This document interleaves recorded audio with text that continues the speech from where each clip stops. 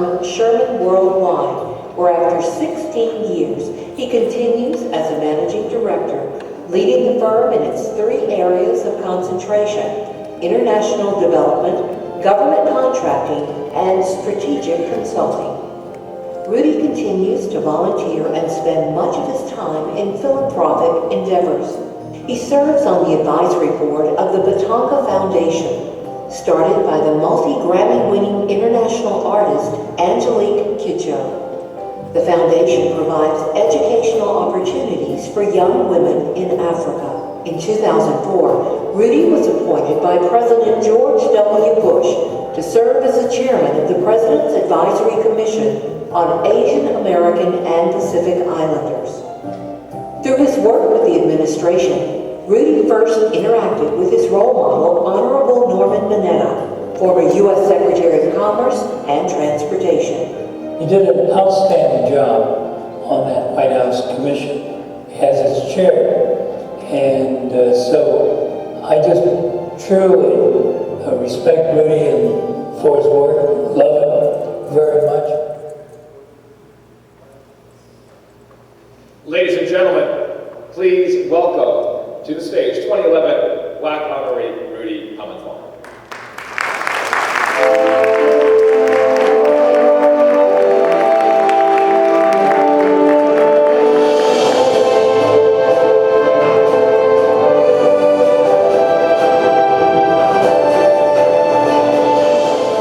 Thank you, Richard, for that warm introduction and capturing me on film all those years. After watching the WAC Awards evolve over the past few years, it's been a privilege to have been honored in 2011. I was one of 4 awardees. Kathy Lee, Vice President of Starwood Hotels Resorts Worldwide, and Julie Wong, CEO of Astral Health and Beauty, were recognized with me that year. And it was truly out of this world to be honored with astronaut Koichi Wakata. And then in 2012, WAC honored U.S. Congressman Mike Honda, academic leader Margaret Chong, former Admiral Mel Chiochichi, attorney Harry G., and Power Rangers and CSI actor Archie Cobb. Let's go back a few years and see how the WAC Awards have grown and continues to evolve.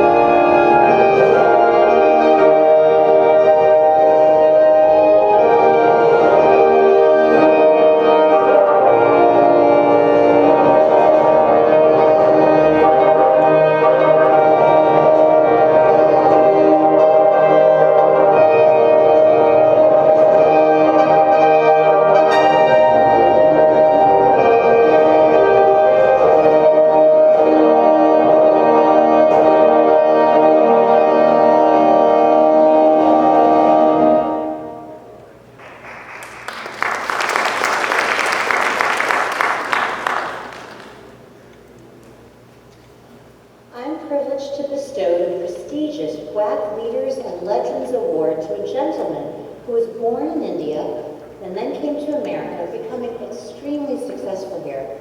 Joe Melakaran certainly makes the Indian community proud of his accomplishments, as well as for his kind and generous heart of giving back to others who are less fortunate. Joe has never forgotten his roots in India and continues to support needy children in that country as he does in the United States. Let's take a look now at how Joe Melakaran got his start and then continued his successful career path.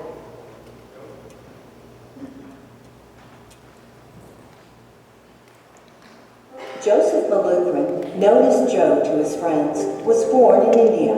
He served as a senior consultant for PricewaterhouseCoopers India, located in Bombay, and at the age of 28 came to America. He immigrated to Johnson County and made his incredible mark in Kansas City over the next 20 years. Joe was a partner for JWA Associates for 4 years and then served as manager partner for Sellers & Company, both in Kansas City.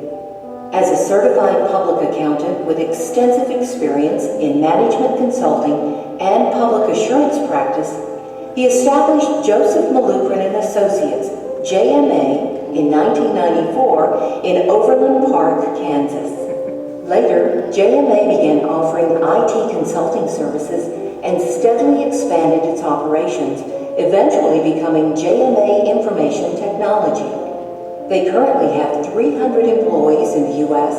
and more than 100 in Singapore, Malaysia, and India.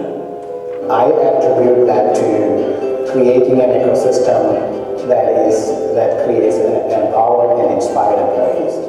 Appointed by President George W. Bush, Joe served as the lead author of the report to the President entitled Enhancing the Economic Potential of Asian Americans and Pacific Islanders. Joe served as a White House Commissioner, a presidential advisory position for the Asian American Pacific Islands from 2004 to 2007. Joe has led numerous economic and cultural leadership missions to countries like China, Turkey, the United Arab Emirates, Tunisia, and Singapore. He has contributed to the community on all levels, local, state, and national. Joe is a major supporter of Christ Team, a youth organization that serves thousands of children, including orphaned kids in India. He also founded Hope for Youth International, which supports youth programs for inner-city kids in the U.S. and abroad. Over the past 2 decades, Joe has received numerous awards and recognitions, which include the 2015 largest Asian American-owned firm in Kansas City by Ingram's Magazine, the 2015 top 100 private companies in the region, the 2014 list of top 100 Indian American-owned companies in USA by Silicon Indian Magazine, 2012 Best Companies to Work For by Ingram's Magazine, and the 2006 MBE Small Business Champion of the Year by the U.S. Small Business Administration, as well as many other awards. John Bowes, Director of Regulatory Compliance and Legal Services for the Kansas Department of Commerce, has a unique way of expressing how he and others feel about Joe. Hi, I'm John Malukran. I'm Joe's identical twin brother. I know, hard to tell us apart, but on weekends I pretend to be a rock star, but my brother Joe, he actually is a rock star. And on this special day, I just want to say to you, Joe, congratulations, and I love you, brother. God bless you.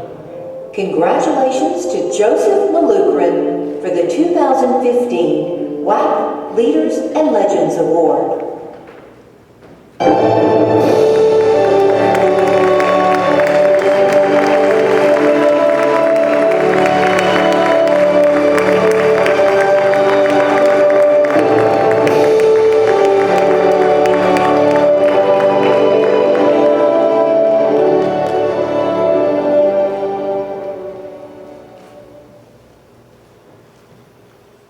Thank you.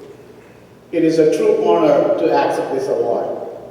This award is more than this memento I have just accepted. It is a recognition of many leaders in the community who strive hard to help their fellow community members and their businesses. This is the moment for all mentors, counselors, advisors who lend their helping hand to others to build their business, to grow their business, to move up in the corporate ladder and create wealth in the community. I received this award on behalf of all of them. I especially thank Asian American Chamber of Commerce of Kansas City for their actual support. I was so glad to begin along with a Korean lady, Young Sexton. Thank you, Sachikoto and WAC, for selecting me. My name would not have been for this selection unless Rudy Pamitwan, a great leader and former White House appointee, nominated me. It was a great opportunity to work with him and help him also in his endeavors.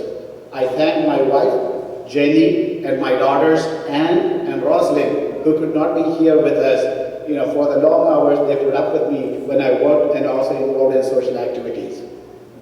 I also wanted to thank JMA Associates. Not only in the United States, we have over 20 states employees working, as well as over about 100 people in India, Singapore, Malaysia, and now from this month onwards in Hong Kong. When I came to America 32 years ago and landed in Kansas, they have not seen many CPAs from other countries, especially Asia.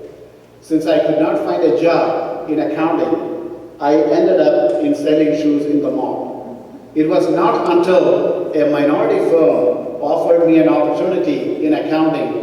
At the bottom of the pole, I started as a junior accountant. As I did climb the ladder and eventually became a manager, partner, and started my business, I made it a point to pay it forward whenever I can, when I get a break. It's about in 1999, I still remember, an immigrant from Ethiopia waited for me outside my office building in a cold, bone-chilling cold evening to speak with me. He was coming after working at Ethiopian Airlines as the internal auditor, and he was working 2 or 3 jobs to make ends meet and also support his family. And he wanted a break. He had accounting background, but he could not get a job. I took him as a part-time employee. Then he moved over and he became a senior auditor. He became a CPA, MBA, and CISA, Information System Auditor. He brought other friends who came as refugees and others who had some difficult circumstances. And most of them became CPAs and made best out of their life, creating wealth in their community. I'm glad to say that in 2010, I was able to transfer that accounting firm in their names.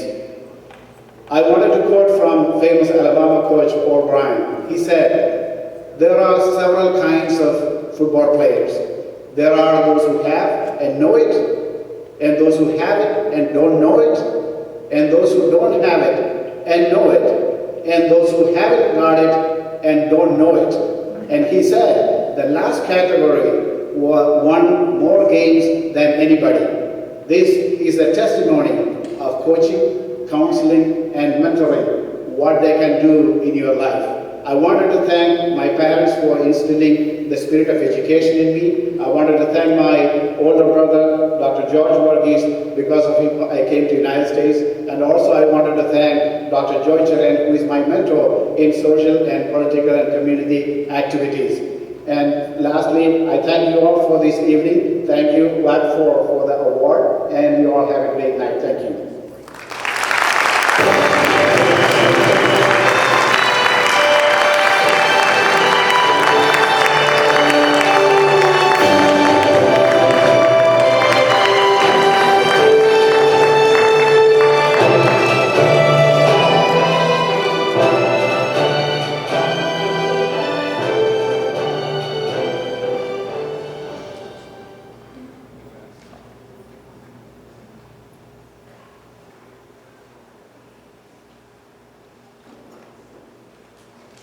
We've certainly heard some very inspirational words tonight. It's really been a lovely program. Yes, absolutely. And so of the performers, every single time we get to introduce them. Up next, we have somebody that is this old, about that old. 14 years old, ninth grader at Atlanta International School. I'm talking about Yanni Tan. She's been playing piano since she was 4. Yanni's awards are phenomenal. She was the first place winner at the Music Teachers National Association competition for 2 years in a row. She won the grand prize of the American Protege International Competition, the grand prize of the National Young Artist Showcase competition, and was the winner of the All-State Piano Solo competition. And Yanni was the first place winner in the Rising Star Piano Concerto competition, the first prize winner of the Atlanta Steinway Society C. Merrill Calhoun Prodigy Award. She was a 4-time winner in both the Bach Sonata competition and the Romantic Piano Festival. And Yanni was, I couldn't do it in one breath. I really tried. And Yanni has been a winner for the last 5 years for her age group in the Georgia Music Teachers Association Piano Solo competition. Wow, that's a lot. And that's not even all. You know, Richard, besides piano, Yanni has danced for the Atlanta Chinese Dance Company for the last 10 years, and she frequently performs dancing and playing the piano throughout the year. And besides piano and dance, she's an active track and field player for her high school varsity team. Amazing. And she likes gadgets. She likes to design gadgets. I actually asked her about that last year. I won't do it to you this year, Yanni. And she loves green technology to boot. Again, 14 years old. And tonight, because we're talking about her musical accomplishments as well, and what she'll be doing, she'll be playing Chopin's Etude, Opus 10, number 12 in C minor, with one hand tied behind her back, I'm sure. She brought the house down last year, and I know she's going to do it again. 14-year-old Yanni Tan.